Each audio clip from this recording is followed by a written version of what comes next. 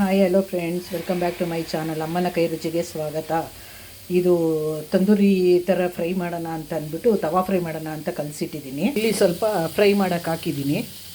ಇದು ಫ್ರೈ ಆಗಿದೆ, ತೆಗೆದುಬಿಡ್ತೀನಿ. ನೋಡಿ, ಚಿಕನ್ನು ಎಲ್ಲ ತವಾ ಫ್ರೈ ಮಾಡಾಗಿದೆ.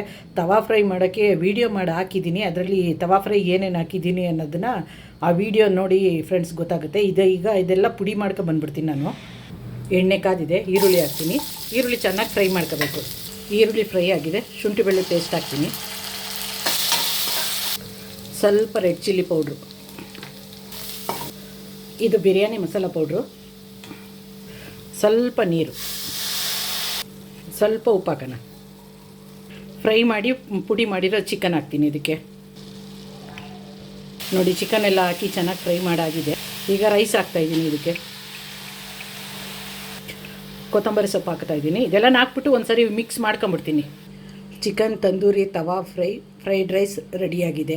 ಯಾರೆಲ್ಲ ನನ್ನ ಚಾನಲ್ ನೋಡ್ತಿರೋ ಸಬ್ಸ್ಕ್ರೈಬ್ ಮಾಡೋದನ್ನು ಮರಿಬೇಡಿ ಫ್ರೆಂಡ್.